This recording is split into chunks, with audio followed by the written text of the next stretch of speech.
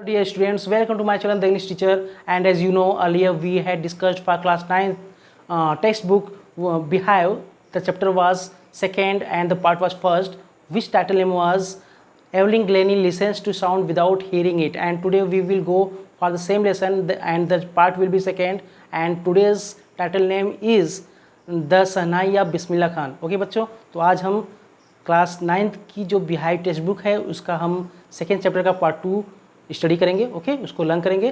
तो एक बच्चों आपसे शिकायत है जिसको हम आपको बताना चाहते हैं कि मोस्टली जो स्टूडेंट्स हमारे वीडियोस को वॉच करते हैं, क्योंकि मैंने एनालिटिक्स में जाकर देखा हुआ है अपने चैनल के, और वो बच्चे वॉच तो करते हैं वीडियो को, लेकिन वे सब्सक्राइब नहीं करते हैं, ना तो लाइक करते हैं। तो बच्चों आपसे आशा हम करते हैं कि आप प्लीज़ ऐसा करेंगे, प्लीज़ सब्सक्राइब माई चैनल, जिससे हम आपको आगे कंटिन्यू एजुकेशन प्रोवाइड कर सकें। तो आज की जो ये लेसन है वह है द शहनाई या बिस्मिल्लाह खान। तो बच्चों बिस्मिल्लाह खान के बारे में हम आज जानेंगे, क्योंकि यह कोई स्टोरी नहीं है, यह बिस्मिल्लाह खान के अचीवमेंट्स के बारे में स्टडी है, जिसको आज हम समझाएंगे आपको।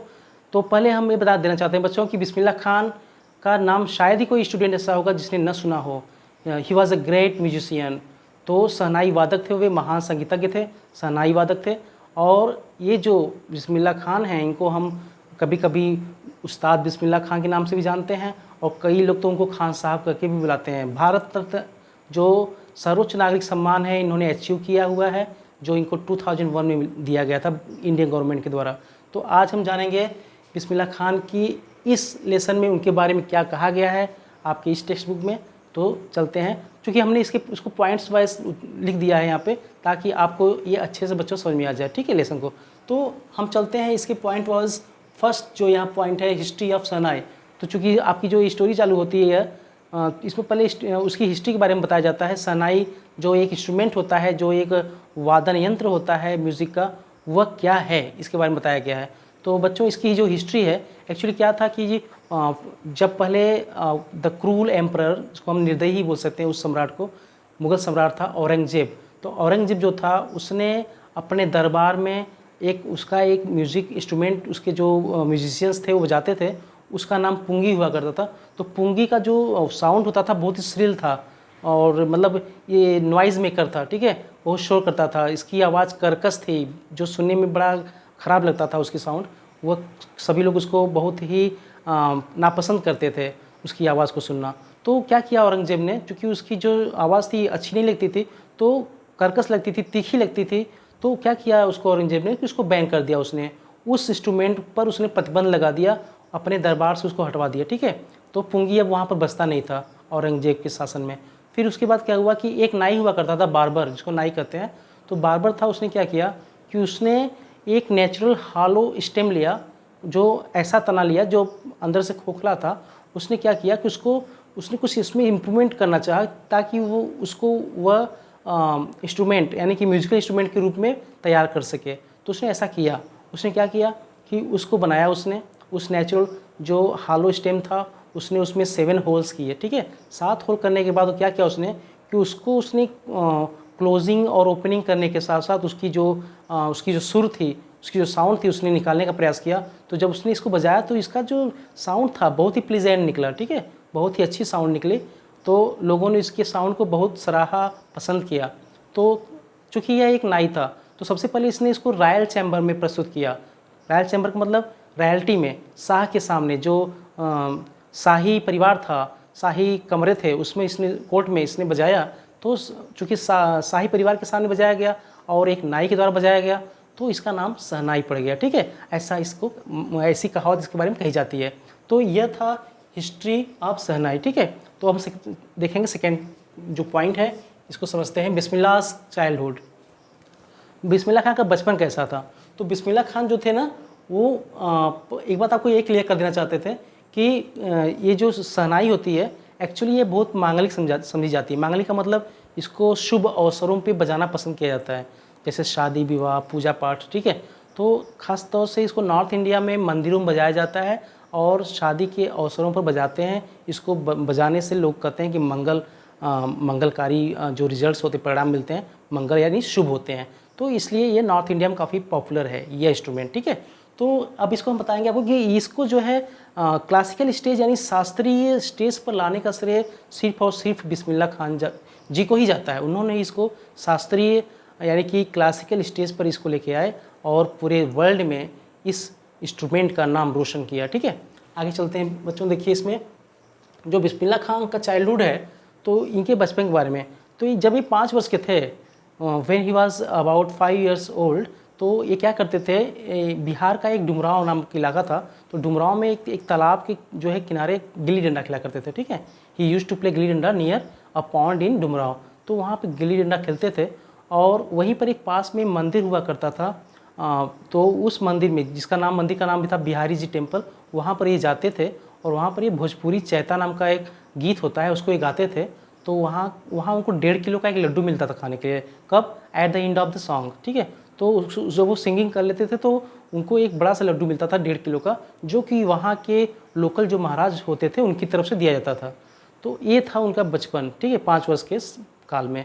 इसके बाद चलते हैं, देखते हैं इनका जो बर्थ एंड पेरेंट्स, इनके बर्थ के बारे में जानते हैं। व्हेन ही वाज बॉर्न, तो इनका जो जन्म हुआ था वह हुआ था March 21 एंड 21। तो 21 मार्च को 1916 में इनका जन्म हुआ था। और इनके बारे में जो है आगे की बात आपको बताना चाहेंगे कि इनके जो दादा हुआ करते थे रसूल बख्श खान, तो उस समय वे भोजपुर सम्राट के कोर्ट में जाते थे और शहनाई बजाया करते थे। और वहाँ पर जो उनको टाइटल दिया गया था, जो उनको उपाधि दी गई थी, वह थी शहनाई नवाज की उपाधि। ठीक है, साथ ही साथ में जो इनके फादर थे पैगंबर बख्श, वे और इनके जो एंसेस्टर मतलब पूर्वज जो भी थे, वे ग्रेट म्यूजिशियंस थे, शहनाई वादक थे। ठीक है, तो यह थे इनके परिवार और इनके जन्म के बारे में। इसके बाद चलते देखते हैं बिस्मिल्लाह एज ए यंग सिंगर। तो अब युवा गायक के रूप में बिस्मिल्लाह खान के बारे में क्या अचीवमेंट्स हैं इसको हम जानेंगे। एक्चुअली जब ये 3 साल के थे तो इनको जो है पहले से ही संगीत से काफ़ी जुड़ाव रहा था और ये चाहते थे कि ये ज़्यादा से ज़्यादा जो है संगीत को अपना सकें। तो क्या किया कि जब ये 3 साल के थे तो he was gone to his maternal uncle, जो उनके मामा थे, तो उनके पास गए। इनकी जो माँ थी, इनकी जो मदर थी, उनको लेकर के वे अपने मायके गईं। और इनका मायका यानी इनका ननिहाल हुआ करता था, सॉरी इनकी मम्मी का जो मायका हुआ करता था और यानी इनका जो ननिहाल हुआ करता था वह कहाँ था, वह था बनारस। ठीक है, तो बनारस इनके मामा रहा करते थे। तो 3 साल की जब इनकी एज हुई तो इनकी माँ इनको लेकर बनारस आ जाती हैं। यहाँ पर उन्होंने क्या देखा कि इनके जो मामा थे वे जाते थे विष्णु टेम्पल में, वहाँ पर वे शहनाई बजाया करते थे। तो उसको देख करके इनको काफ़ी अट्रैक्शन पैदा हुआ कि क्यों मैं भी न बजाऊँ ये शहनाई। तो कुछ समय बाद काफ़ी उनको देखते थे जो है इन्होंने भी इंस्ट्रूमेंट पर अपना हाथ फेरना शुरू किया और कई वर्षों तक इन्होंने प्रैक्टिस भी किया उसको बजाने का। तो वर्षों तक इन्होंने क्या किया कि बालाजी टेम्पल के में और साथ ही साथ मंगला मैया टेम्पल, इसके अलावा गंगा जो रिवर हैं उनके किनारे पर ये अपनी प्रैक्टिस करते रहे शहनाई बजाने का। तो इस तरह से इन्होंने अपनी प्रैक्टिस की। और इनको एक चीज़ हमेशा ये बताते हैं कि जो गंगा की जो लहरें होती थी उसकी जो बहाव होती थी, जैसे वे उसके बहाव को देख रहे थे और उस तरह से ये रागों का संचार भी कर रहे थे, नए नए राग भी इवेंट कर रहे थे। तो इस तरह से इन्होंने संगीत, जो शहनाई का जो संगीत होता है उसको बजाना अच्छे ढंग से सीख लिया था। ठीक है, इसके बाद चलते हैं नेक्स्ट पॉइंट पे बच्चों, बिस्मिल्लाह राइज। इसका मतलब होता है कि बिस्मिल्लाह खान का उत्थान। ठीक है, मतलब किस तरह से उन्होंने प्रोग्रेस किया। तो यहाँ पर एट 14 यानी at the age of 14 years, जब इनकी उम्र 14 साल की हुई तो इनके मामा इनको अपने साथ लेकर गए कहाँ, इलाहाबाद म्यूजिक कॉन्फ्रेंस में लेकर गए। ठीक है, तो वहाँ पर इन्होंने उनकी प्रस्तुतियों को देखा तो काफ़ी प्रभावित थे ऑलरेडी और वहाँ पर इन्होंने प्रस्तुति दी। इसके बाद जो है इनके लिए जो है बहुत ही बड़ा ब्रेक था, कब, 1938 में जब ऑल इंडिया रेडियो की स्थापना लखनऊ में की गई। तो यह इनके लिए बहुत बड़ा ब्रेक मिला इनको। तो वहाँ पर इन्होंने शहनाई वादक के रूप में अपना कैरियर शुरू किया। ठीक है, कहाँ पर, ऑल इंडिया रेडियो लखनऊ में। ठीक है, इसके बाद देखिए नंबर 6 पॉइंट है एज द फर्स्ट इंडियन। तो बच्चों एज द फर्स्ट इंडियन किस रूप में ये पहले भारतीय बने। He became the first Indian when he played the music of shehnai, ठीक है, at the Red Fort of New Delhi. तो लाल किले पर जब इन्होंने अपनी शहनाई बजाई तो ये पहले ऐसे भारतीय थे जिन्होंने शहनाई बजाई थी लाल किले पर। वहाँ पे इन्होंने राग कैफ़ी नाम की एक जो है सुर बजा यानी धुन बजाया था इन्होंने। एक इनका राग था, राग कैफी, वह इन्होंने बजाया था। और इनको समझ लीजिए कि ये पहले भारतीय थे जिन्होंने महानतम व्यक्तियों के सामने यह अपनी राग प्रस्तुति की, वह भी राष्ट्र के अभिनंदन में, देश के अभिनंदन में 15 अगस्त 1947 को यानी 15 अगस्त 1947 को इन्होंने वहाँ पर अपनी यह राग प्रस्तुत दी। और वह भी महान व्यक्तियों के सामने। उसमें शामिल कौन थे? पंडित जवाहरलाल नेहरू और साथ ही साथ महात्मा गांधी जैसे प्रख्यात लोग। ठीक है, तो इस तरह से जो है इन्होंने वहाँ पर प्रस्तुति दी और देश को संबोधित, देश का अभिनंदन करने वाले पहले भारतीय बने। नेक्स्ट पॉइंट है goes abroad and film world. तो अब इनको गोज अब्रॉड मतलब विदेश भ्रमण करना। तो इन्होंने दुनिया के कई देशों में बच्चों भ्रमण किया हुआ है। ठीक है, तो सबसे पहली जो इनकी ट्रिप थी वो कहाँ की थी पता है? वह थी अफगानिस्तान के। तो वहाँ के जो शाह थे, एम्परर थे वहाँ के, उनका नाम था जाहिर शाह। ठीक है, जाहिर शाह जो थे वो इनके शहनाई वादन से बहुत ही डीपली इम्प्रेस्ड थे, काफ़ी गहराई से वो प्रभावित हुए। और इनको उन्होंने प्राइसलेस जो बेशकीमती कारपेट्स थे, वहाँ के पर्शियन कारपेट्स बोले जाते हैं, उसको इनको कई पर्शियन कारपेट्स को उन्होंने इन्हें भेंट किया, उपहार स्वरूप दिया। और इसके साथ साथ जो है ये फिल्म जगत में, in the world of the movies और in the world of films, वो एक डायरेक्टर हुआ करते थे जिनका नाम था विजय भट्ट। ठीक है, तो विजय भट्ट बहुत ही प्रसिद्ध निर्देशक हुआ करते थे। तो इन्होंने इनको ब्रेक दिया एक फिल्म में म्यूज़िक के लिए। और उस फिल्म का जो शीर्षक था, जो टाइटल था, इसी इंस्ट्रूमेंट के पीछे था जो जिसका नाम है शहनाई। तो शहनाई के पीछे जो फिल्म का नाम पड़ा उसका नाम था गूंज उठी शहनाई। ठीक है, उसमें एक गीत की कंपोजिशन, जो सॉन्ग थी उसकी कंपोजिशन खुद इन्होंने की थी। किसने? बिस्मिल्लाह खान जी ने। और उस गीत का जो टाइटल नेम था वह था दिल का खिलौना हाय टूट गया। दिल का खिलौना हाय टूट गया। और यह जो सॉन्ग था उनका, यह रिकॉर्ड ब्रेकर साबित हुआ, यानी इसने रिकॉर्ड तोड़ दिया। ठीक है, तो यह फिल्म काफ़ी हिट रही उनकी। उसके बाद उन्होंने एक और कन्नड़ फिल्म में भी म्यूज़िक दिया हुआ था। अब इसके बाद लेकिन बाद में क्या हुआ बच्चों कि जो ये थे बिस्मिल्लाह खान जी, लास्ट में क्या होता है कि ये फिल्म में तो उतरे थे, लेकिन इन्होंने फिल्म को अपना कैरियर नहीं चुना। उन्होंने देखा कि the life was, the film industry was so glamorous and so artificial. ये इतनी जो है चमक दमक वाला, बनावटीपन वाला जो संसार है, फिल्मी दुनिया है, यह उनके लिए, उनके संगीत के लिए एक उचित प्लेस, एक उचित स्थान नहीं है। इसलिए उन्होंने उसको आगे फिल्म इंडस्ट्री में काम करने से उन्होंने अपने आप को बाहर खींच लिया। वे फिल्म इंडस्ट्री से बाहर हो गए। ठीक है, इसके बाद देखिए बच्चों, हम जानेंगे बिस्मिल्लाह खान अवार्ड्स के बारे में। तो बिस्मिल्लाह खान ने कई राष्ट्रीय और अंतर्राष्ट्रीय पुरस्कार को अचीव किया हुआ है। तो पहले हम इनके अंतर्राष्ट्रीय पुरस्कार के बारे में जानते हैं। एक्चुअली जो है ये पहले ऐसे इंडियन थे जिन्होंने यूएसए के लिंकन हॉल सेंटर में अपनी प्रस्तुति दी, अपने शहनाई वादन को प्रस्तुत किया। और इसके बाद इन्होंने भाग लिया वर्ल्ड एक्सपोजिशन मॉन्ट्रियल में, जो कि एक भारतीय के लिए बहुत बड़ी बात होती है, बहुत बड़ी उपलब्धि होती है। इसके बाद इन्होंने कांस आर्ट फेस्टिवल में भी हिस्सा लिया और ओसाका ट्रेड फेयर जैसे बड़ी संस्थाओं में इन्होंने भाग लेकर के भारत का नाम रोशन किया। ठीक है, इसके बाद चलते हैं बच्चों नेक्स्ट पॉइंट की तरफ। अभी तो हमने ये अंतर्राष्ट्रीय उनकी उपाधियों यानी अवार्ड्स के बारे में बात की। अब हम बात करेंगे उनकी नेशनल अवार्ड्स के बारे में। तो राष्ट्रीय पुरस्कारों में उनको कई बड़े बड़े पुरस्कार मिले हैं। जैसे नेशनल अवार्ड्स में पद्मश्री होता है, यह इन्होंने अचीव किया है। पद्म भूषण अचीव किया है, पद्म विभूषण भी अचीव किया है इन्होंने। तो सारे जो तीनों महान पुरस्कार होते हैं, भारत के सम्मान का, गौरव का जो बात होता है, यानी गौरवपूर्ण जो पुरस्कार होते हैं, यह इन्होंने अचीव किया है।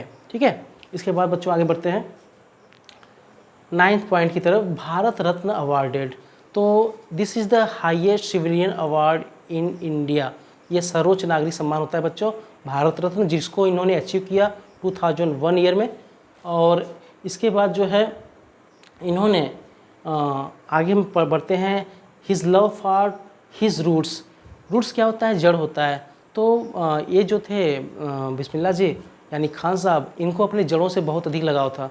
जड़ का मतलब होता है कंट्री या अपने संस्कृति या अपने धर्म या अपने जो उनकी कला थी संगीत की, इससे वे बहुत ज़्यादा प्रभावित थे और उसको वे छोड़ना नहीं चाहते थे। तो यह उनकी जड़ थी, या उनकी जड़ें थी।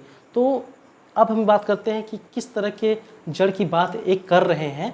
तो एक्चुअली उन्होंने बताया था कि वे बनारस और डुमरांव बनारस जो उत्तर प्रदेश में है और डुमरांव जो बिहार में है, यह बहुत ज़्यादा इन दोनों जगहों से इनका लगाव रहा था, हमेशा इससे ज़्यादा जुड़ाव रहा था। वे जब भी कभी बाहर होते थे तो इन दोनों स्थानों को याद करते थे। वे कहते भी हैं कि जब मैं कभी विदेश में रहता हूँ तो मुझे हिंदुस्तान की याद आती है, ठीक है। और वो बताते हैं कि जब वे मुंबई में होते हैं तो उन्हें बनारस और पवित्र गंगा नदी याद आती हैं, और जब कभी बनारस में होते हैं तो उन्हें डुमरांव का जो मट्ठा होता है, छाछ होता है, वह उन्हें याद आता है, ठीक है। तो इस तरह से इनका जो है लगाव अपने धरती, अपने देश, अपने गांव से बहुत ज़्यादा रहा है, और विदेश में अपने कंट्री को ये याद करते हैं। हाँ, एक इनके बारे में किस्सा आपको बताना चाहते हैं बच्चों। एक्चुअली क्या था कि एक बार जो है यूएसए का एक स्टूडेंट था इनका म्यूज़िक का, उसने इनके सामने प्रस्ताव रखा कि खान साहब आप ऐसा कीजिए कि मैं यहाँ पर टेम्पल्स बना दूँगा और सारी जो क्रिएशंस हैं वहाँ बनारस की उसको यहाँ पर ला दूँगा।